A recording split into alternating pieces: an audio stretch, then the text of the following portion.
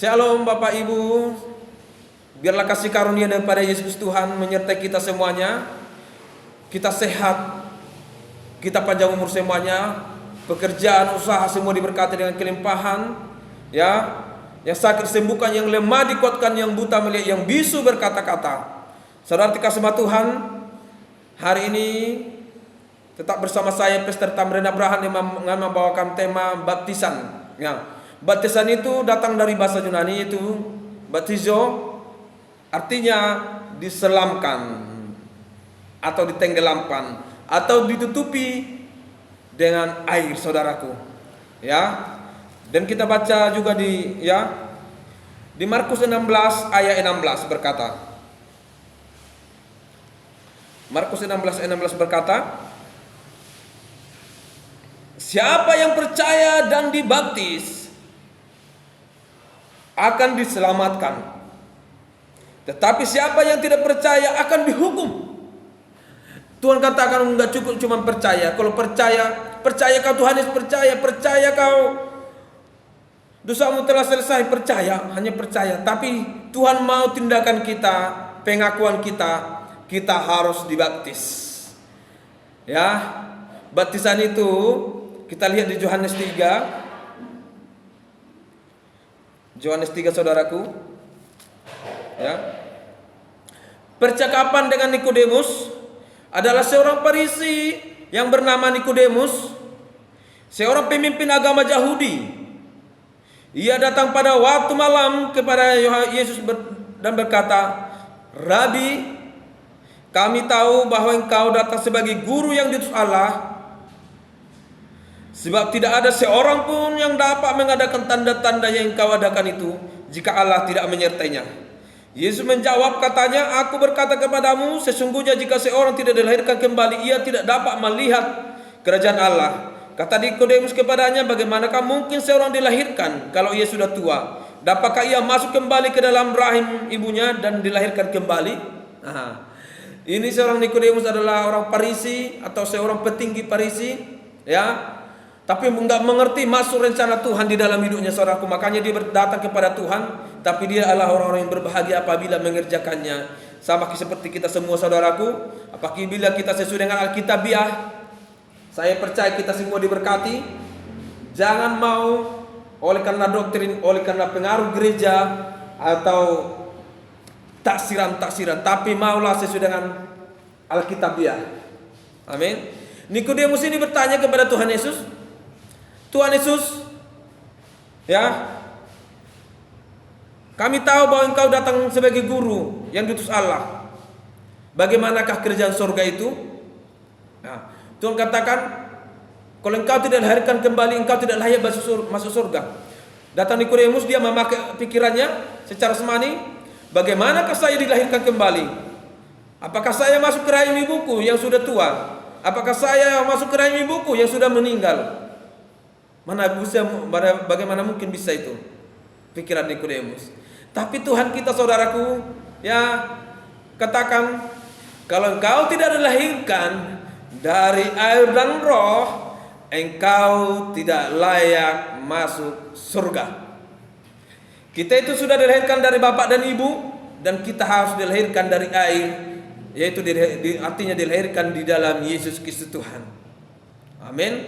Nah, Tuhan telah memberikan teladan bagi kita bagaimanakah baptisan itu sesungguhnya, ya, di Matius 3 ayat 15. Ayat 13, ya. Ayat 13. Maka datanglah Yesus dari Galilea ke Yordan kepada Yohanes untuk dibaptis oleh Yohanes. Tetapi Yohanes mencegah dia. Garis bawah mencegah dia. Ya.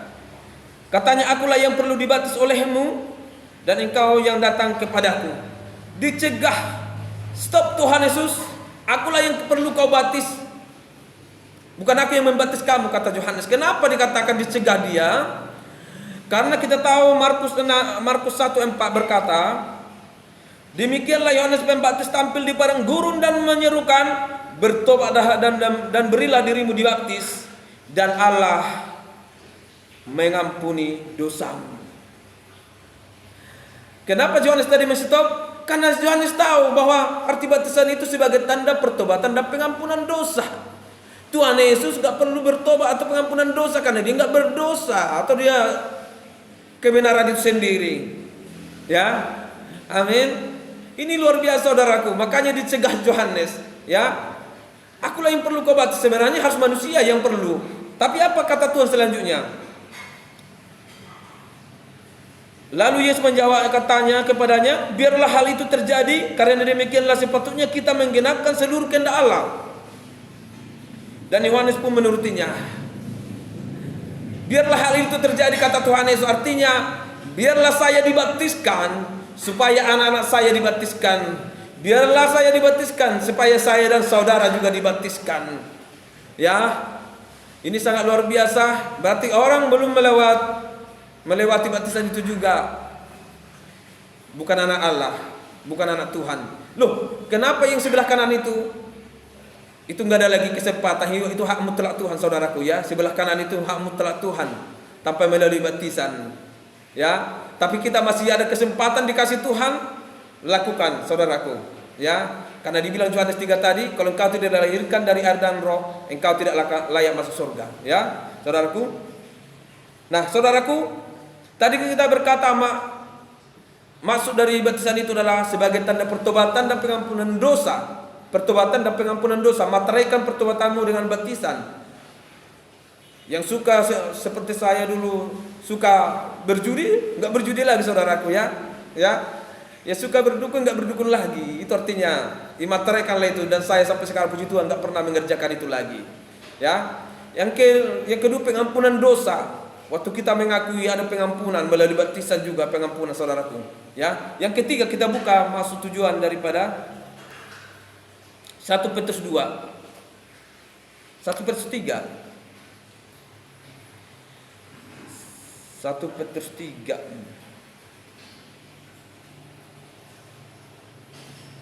1 Petrus 3 ayat 21. Juga kamu sekarang diselamatkan oleh kiasannya, yaitu baptisan.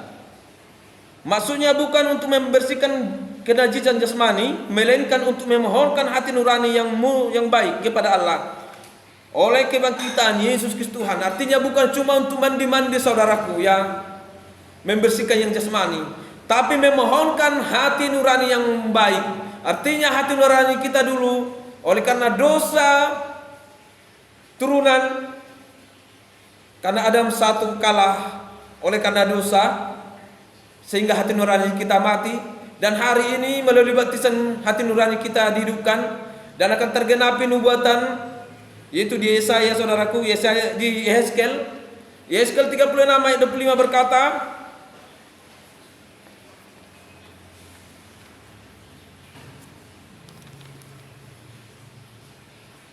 dengarin ya. Aku akan mencurahkan kepadamu air jernih yang akan mentahirkan kamu dari segala kenajisanmu dan dari semua berhalamu. Aku berkata, aku akan mentahirkan kamu, ya. Kamu akan kuberikan hati yang baru saudaraku, dan roh yang baru di dalam batinmu, dan aku akan menjauhkan dari tubuhmu hati yang keras, dan akan kuberikan kepadamu hati yang taat. Ya, artinya kalau kita mengakui baptisan ini, hati kita, roh kita sedang diperbarui Tuhan, disatukan Tuhan dengan Tuhan. Artinya hati yang baru, roh yang baru. Karena hanya dengan roh yang baru, hati yang barulah kita bisa memuji Tuhan. Kalau kita masih mengenakan hati yang lama, roh yang lama, kita hanya sekedar agamawi. Tidak ada rasa cinta yang begitu dalam kepada Tuhan, rasa mengasihi Tuhan. Justru itu datang Tuhan Yesus supaya hati nurani kita itu dihidupkan, saudaraku, supaya kita begitu dekat kepada Tuhan. Amin. Melalui baptisan ini, ya, saya merasakan secara luar biasa, saudaraku. Waktu saya masih mengenakan hati nurani yang lama, saya bisa saja, saya tahunya itu berdukun dosa, tapi saya lakukan. Saya tahunya itu berjudi itu dosa, saya lakukan. Saya tahunya itu minum itu dosa, saya lakukan, saudaraku. Itu saya waktu saya mengenakan hati nurani yang lama. Tapi setelah saya dibaptiskan, wow saudaraku, luar biasa. Puji Tuhan, yang dulu pun saya masih merokok, saya selesai sampai hari ini nggak pernah lagi merokok, nggak pernah lagi mendukung saudaraku. Karena saya waktu diperhadapkan itu hati nurani langsung hidup saudaraku. Rasa takut Tuhan itu langsung ada dalam hati saya. Tidak, no, untuk semuanya itu kedagingan. Itu sangat luar biasa. Amin. Ini sangat luar biasa. Nah, saudaraku,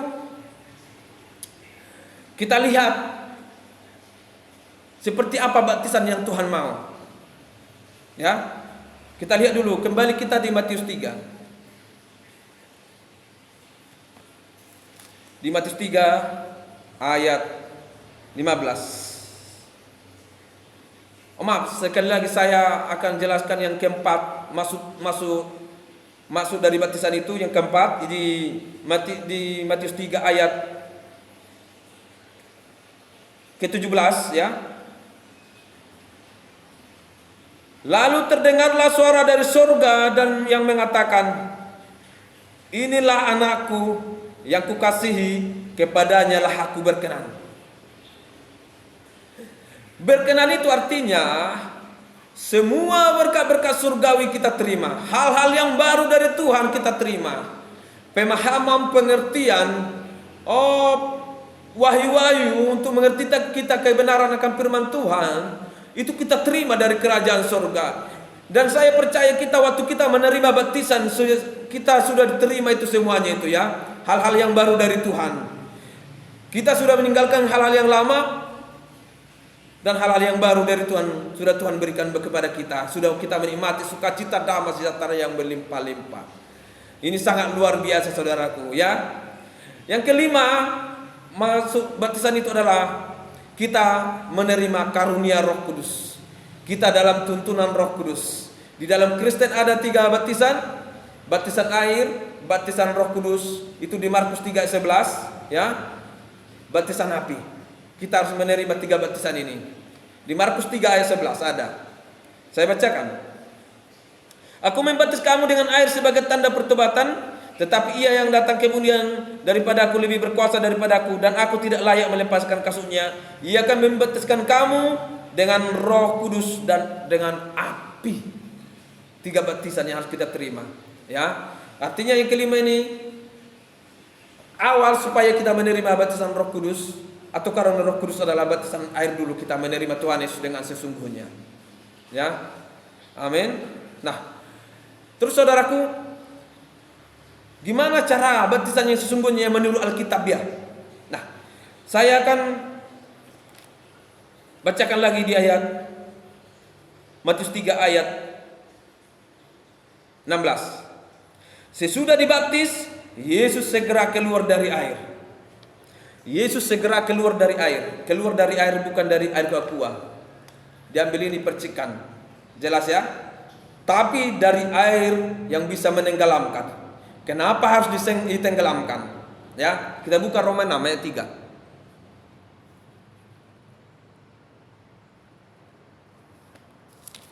Roma 6 ayat 3 berkata,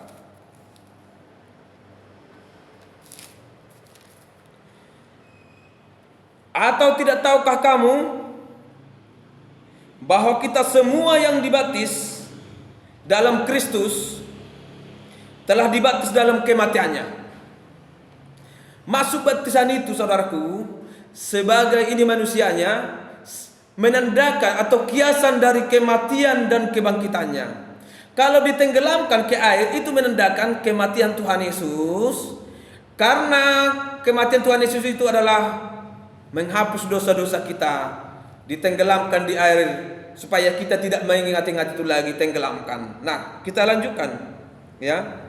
Telah dibaptis dalam Kristus, telah dibaptis dalam kematiannya. Ayat 4. Dengan demikian kita telah dikuburkan bersama-sama dengan Kristus ini. Telah dikuburkan bersama-sama dengan Kristus. Bukan dikuburkan di perci-perci ya. Ini salah ini. Kalau menurut kitab enggak pas. Dikuburkan bersama-sama dengan dia oleh baptisan dalam kematian, dengan dia oleh baptisan dalam kematian, supaya sama seperti Kristus telah dibangkitkan dari antara orang mati oleh kemuliaan Bapa. Demikian juga kita akan hidup dalam hidup yang baru, kemuliaan Bapa. Amin. Ya. Tuhan Yesus tadi mengatakan biarlah hal itu terjadi. Tuhan Yesus juga dibaptiskan, ditenggelamkan. Pada hari ke-8 dia hanya diserahkan, ini adalah anakmu Tuhan yang telah kau berikan kepada kami. Berkati dia, kuduskan dia, pelihara dia di dalam namamu. Seharusnya anak-anak harus hanya diserahkan kepada Tuhan. Inilah anakmu yang kau berikan kepada kami. Berkati dia, urapilah dia di dalam namamu. Tapi untuk baptisan itu adalah sebagai komitmen kita, keputusan kita menerima Tuhan Yesus. Itu harus orang yang sudah dewasa rohani. Itu adalah orang-orang yang sudah dewasa. Ya, seperti saya umur 26 tahun, saya saudaraku baru menerima baptisan air. Itu diselamkan. Karena aku tahu kebenaran adalah diselamkan. Karena saya tahu kiasan dari Alkitab, baptisan itu adalah kiasan dari kematian kebangkitan Kristus adalah diselamkan. Ya, ini sangat luar biasa saudaraku. Dan kita lihat di Matius 3 ayat 14 itu, Yesus segera keluar dari air. Amin. Dan Roh Kudus turun atasnya setelah dibaptiskan. Yesus segera keluar dari air. Dan terus ayat selanjutnya saudaraku, di Lukas 12 ayat 50. Lukas 15 ayat 20.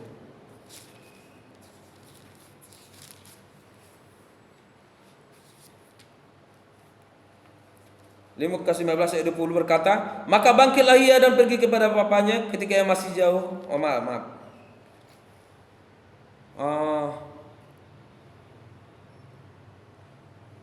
ayat 50.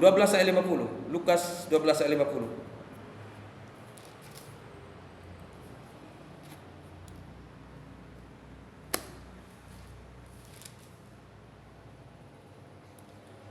Firman Tuhan berkata, aku harus menerima baptisan. Kata Tuhan harus menerima baptisan.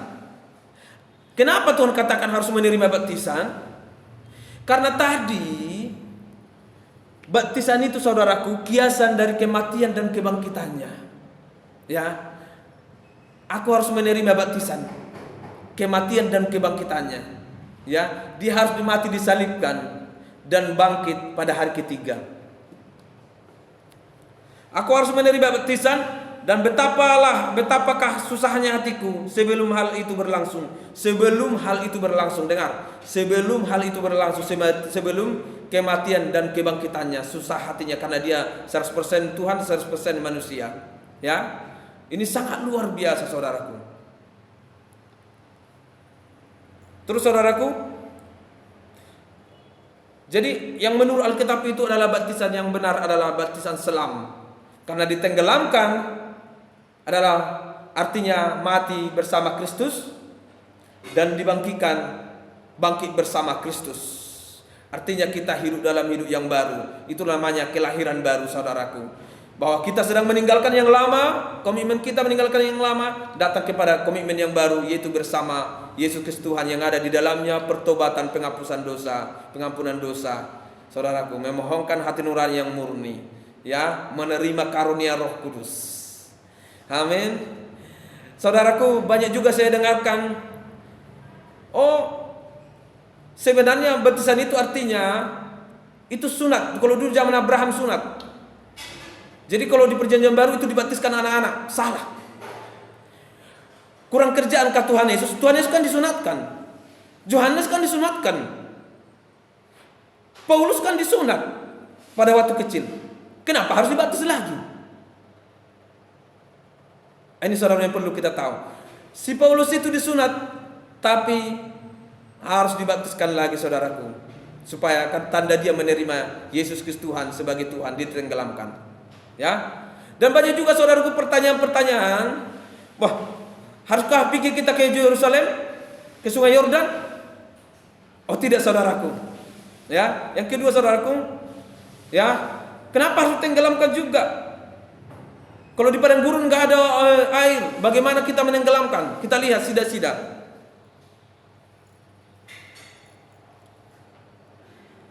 Kisah Para Rasul 8 ayat 36. Kisah Para Rasul 8. Kisah Para Rasul 8, kita baca dari 26 ya. Kemudian berkatalah seorang malaikat Tuhan kepada Filipus, katanya, bangunlah dan berangkatlah ke sebelah selatan menurut jalan yang turun dari Yerusalem ke Gaza. Jalan itu jalan yang sunyi. Lalu berangkatlah Filipus, adalah seorang Ethiopia, seorang sida-sida pembesar, dan kepada kepala perbendaharaan Sri Kandake, ratu negeri Ethiopia, yang pergi ke Yerusalem untuk beribadah. Sekarang orang itu sedang dalam perjalanan pulang dan duduk dalam keretanya sambil membaca kitab Nabi Yesaya. Lalu kata roh kepada Filipus, pergilah ke situ dan dekatilah mereka itu. Filipus segera ke situ dan mendengar sida-sida itu sedang membaca kitab Nabi Yesaya. Kata Filipus, mengertikah Tuhan apa yang Tuhan baca itu? Jawabnya, bagaimanakah aku dapat mengerti kalau tidak ada yang membimbing aku? Lalu ia meminta Filipus naik dan duduk di sampingnya. Nas yang dibacanya itu berbunyi sebagai berikut. Seperti seekor domba ia dibawa ke pembantaian, dapat seperti anak domba yang keluh di depan orang yang menggunting bulunya. Demikianlah ia tidak membuka mulutnya. Dalam kehinaannya berlangsunglah hukumannya. Siapakah yang akan menceritakan asal usulnya? Sebab nyawanya diambil dari bumi. Maka kata sida-sida itu kepada Filipus, aku bertanya kepadamu tentang siapakah Nabi berkata demikian, tentang dirinya sendiri atau tentang orang lain? Maka mulailah Filipus berbicara dan bertolak dari nas itu. Ia memberitakan Injil Yesus kepadanya. Mereka melanjutkan perjalanan mereka dan tiba di suatu tempat yang ada air. Kalau hanya air di aqua saja bisa diambilkan dari rumah itu, saudaraku. Tapi mereka mencari yang bisa ditenggelamkan itu ya, saudaraku ya. Yang ada air. Lalu kata sida-sida itu, lihat di situ ada air. Apakah halangannya jika aku dibaptis? Saud Filipus, jika Tuhan percaya dengan segenap hati, boleh. Jawabnya, aku percaya bahwa Yesus Kristus adalah anak Allah. Lalu orang Ethiopia itu menyuruh menghentikan kereta itu, dan keduanya turun ke dalam air. Turun ke dalam air, saudaraku. Turun ke dalam air berarti bukan turun ke dalam cawan atau botol aqua, saudaraku ya. Jangan dibuat-buat, ditafsir-tafsir. Keduanya turun ke dalam air. Baik Filipus mampu sida-sida itu, dan Filipus membaptis dia. Dan setelah mereka keluar dari air lagi, saudaraku, keluar dari air. Ini luar biasa. Mari kita teladani Tuhan Yesus dan kakak-kakak kita. Filipus itu kakak-kakak rohani kita, ya. Semua murid-murid Tuhan Yesus kakak-kakak rohani kita, saudaraku, ya. Dan setelah mereka keluar dari air, Tuhan tiba-tiba melarikan Filipus dan sida-sida itu tidak melihatnya lagi. Amin. Dan saya berdoa hari ini, Bapa, terima kasih hari ini buat kebenaran-Mu. Hamba-Mu hanya berdoa bagi orang-orang yang mendengarkan khotbah ini. Biarlah mereka, Tuhan, mengerti. Singkatkanlah, berikanlah wahyu-Mu untuk mereka mengerti kebenaran Tuhan dan kasih Tuhan di dalam hidup mereka, sehingga mereka mau hidup di dalam kebenaran-Mu dan mau dilahirkan baru. Karena sesuai janji-Mu, siapa yang dilahirkan baru, dia akan mendapatkan kerajaan surga yang telah Tuhan janjikan. Terima kasih Roh Kudus, diberkatilah hari ini seluruh butuh jiwa rohnya di dalam nama Tuhan Yesus. Amin. Terus memberkati kita.